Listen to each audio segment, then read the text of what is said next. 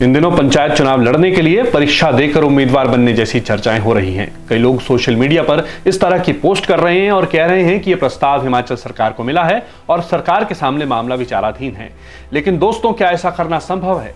आज के इस वीडियो में हम इसी पर चर्चा करेंगे। तो सबसे पहला सवाल यही उठता है कि ऐसे सवाल अक्सर उठते क्यों रहते हैं।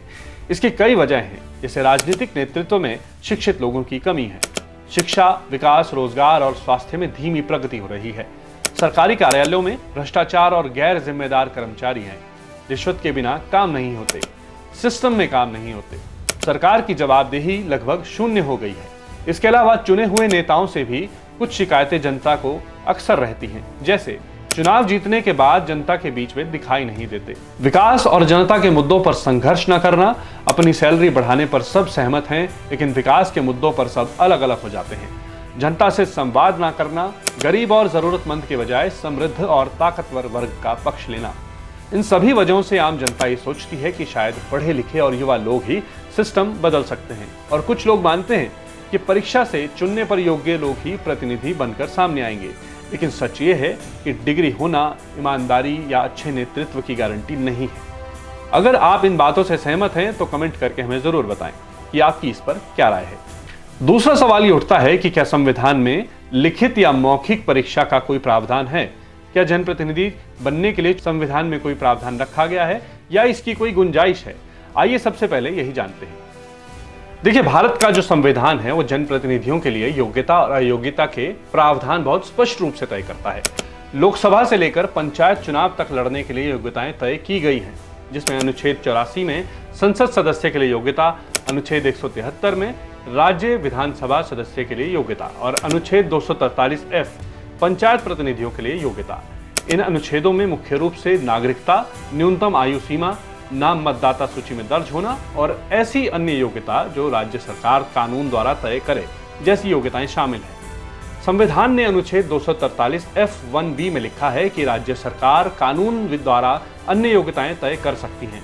इसका मतलब यह है कि तकनीकी रूप से तो राज्य सरकार चाहे तो कानून बनाकर परीक्षा पास करने को भी एक अतिरिक्त योग्यता बना सकती है, लेकिन ऐसा करने से संविधान की मूल भावना लोकतंत्र में समान भागीदारी की अनुपालना नहीं होगी, क्योंकि किसी भी नागरिक के चुनाव लड़ने के लिए मौलिक अधिकार आर्टिकल 326 का हनन माना जा सकता है।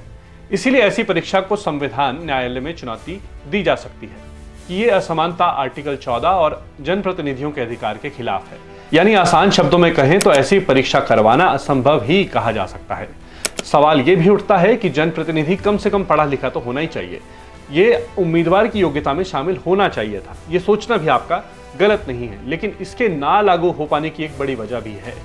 दरअसल राजस्थान सरकार ने राजस्थान पंचायत राज संशोधन अधिनियम 2015 में यह प्रावधान लाया था कि सरपंच पद के लिए कम से कम 8वीं पास, पंचायत समिति सदस्य के लिए 10वीं पास और जिला परिषद सदस्य के लिए 12वीं पास होना जरूरी होगा। लेकिन बाद में सुप्रीम कोर्ट में इस पर एक याचिका दर्ज हुई और कोर्ट ने कहा कि यह निर्णय भले ही नीतिगत रूप से उचित लगे, लेकिन यह संविधान के समान अवसर और लोकतांत्रिक भागीदारी के सिद्धांतों के विपरीत है। इसीलिए 2020 के बाद से राजस्थान ने यह प्रावधान हटा लिया था। वहीं कुछ बुद्धिजीवी लोग ये भी तर्क देते हैं कि जनप्रतिनिधि जनता के बीच रहने वाला वो व्यक्ति होना चाहिए जो उनके दुख दर्द को समझता हो और जनता के लिए सरकार से भी भिड़ने की हिम्मत रखता हो। इस पेशे में पैसे कमाने की इच्छा ना रखने वाला ही आगे आना चाहिए, क्योंकि अगर कुछ रकम कमाने के उद्देश्य से आगे आएगा तो भ्रष्टाचार का रुख तो अख्तियार करना ही होगा। जाहिर है कि सीधे रास्ते से तो मात्र अपनी सैलरी में ही गुजारा करना होगा। पंचायत से लेकर नगर निगमों में जो वेतन भत्ते मिलते हैं उसमें तो एक आम आदमी भी गुजारा नहीं कर पाता। हाँ, सांसद और विधायक होने के केस में बात कुछ अलग है। तो आप पूछेंगे कि क्या कोई ऐसा नेता भी है जो इन बुद्धिजीवियों के मानकों पर खरे उतर पाए हों? तो हाँ, हर पार्टी में ऐसे नेता मिल ही जाते हैं। राष्ट्रीय स्तर पर पूर्व प्रधानमंत्री स्वर्गीय लाल बहादुर शास्त्री, पूर्व रक्षा मंत्री व गोवा के सीएम रहे मनोहर पारीकर, त्रिपुरा के पूर्व मुख्यमंत्री माणिक सरकार, पश्चिम बंगाल के पूर्व मुख्यमंत्री ज्योति बसु जैसे राजनीतिज्ञों का नाम इस सूची में आसानी से शामिल किया जा सकता है।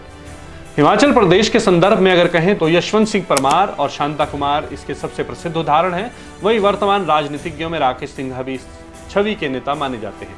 क्यों और कैसे, इस पर कभी और चर्चा करेंगे। लेकिन क्या आप इन उदाहरणों से सहमत हैं? आप किस राज्य के निवासी हैं और वहां से आप किस राजनीतिज्ञ को इस सूची में शामिल करना चाहेंगे? कमेंट करके जरूर बताएं। देखिए, कानूनी रूप से तो परीक्षा देकर जनप्रतिनिधि बनने के लिए उम्मीदवार बनना संभव नहीं है, लेकिन इसका एक भावनात्मक पहलू भी है। क्योंकि व्यवहारिक रूप में अगर समझें तो देश में हर स्तर पर हर वर्ग की एक अलग समस्या है। गरीब, पिछड़े, दलित और महिलाएं हमारे समाज का वो हिस्सा हैं जिनकी आवाज और समस्याएं बहुत आसानी से सुनी नहीं जाती या यूं कहें कि दबा दी जाती हैं। लेकिन संविधान की महानता यह है कि उसने आखिरी पंक्ति में खड़े इन वर्गों को भी अपना प्रतिनिधि चुनने या खुद प्रतिनिधि बनने का अधिकार दिया है। हमारे संविधान में लोकतंत्र यानी जनता की आवाज को सबसे ज्यादा प्राथमिकता दी गई है। सीट आरक्षित करने का उद्देश्य भी यही है कि हर वर्ग की भागीदारी नीतियां बनाने में शामिल हो। इसीलिए एक आईएएस भी लोकतांत्रिक तरीके से चुने हुए प्रतिनिधियों के प्रति जवाबदेह रहता है। हालांकि हमें यह अटपटा आज इसलिए भी लगता है क्योंकि हमारे प्रतिनिधि बनकर बैठे नेताओं से आज जनता का विश्वास उठ गया है। लेकिन क्या इसका मतलब यह है कि कभी पढ़े लिखे लोग सत्ता में बैठेंगे ही नहीं? तो इसका जवाब यह है कि जिस तरह आज सभी क्षेत्रों में पढ़े लिखे लोगों का ही बोलबाला रहता है, वैसे ही आने वाले समय में राजनीति में भी होगा। Association for democratic reforms (ADR) और इंडिया टुडे के विश्लेषण के अनुसार भारत में 2019 के लोकसभा चुनाव में लगभग 48% उम्मीदवार स्नातक या उससे अधिक शिक्षित थे। वहीं 2024 के लोकसभा चुनावों में चुने गए सांसदों में से 77% सांसदों ने खुद को स्नातक या उससे ऊपर बताया है। देश के राज्य विधानसभाओं के 28 राज्यों और केंद्र शासित प्रदेशों के विधायकों में से एडीआर की रिपोर्ट के अनुसार लगभग 65% स्नातक या स्नातकोत्तर है। इसका मतलब है कि धीरे धीरे पढ़े लिखे लोगों की संख्या राजनीति में बढ़ रही है और जनता पढ़े लिखे लोगों को चुन भी रही है। हाँ, पंचायत चुनावों में भी ऐसा होने में थोड़ा समय जरूर लगेगा, इसलिए हमें पहले वोट देने के समय अपनी समझदारी का परिचय देना होगा। वोट करते समय जाति, रिश्तेदारी और दोस्ती यारी से ऊपर उठकर विकास और संघर्ष करने की हिम्मत और इच्छा शक्ति रखने वाले को चुनकर अपना प्रतिनिधि बनाना होगा। नमस्कार।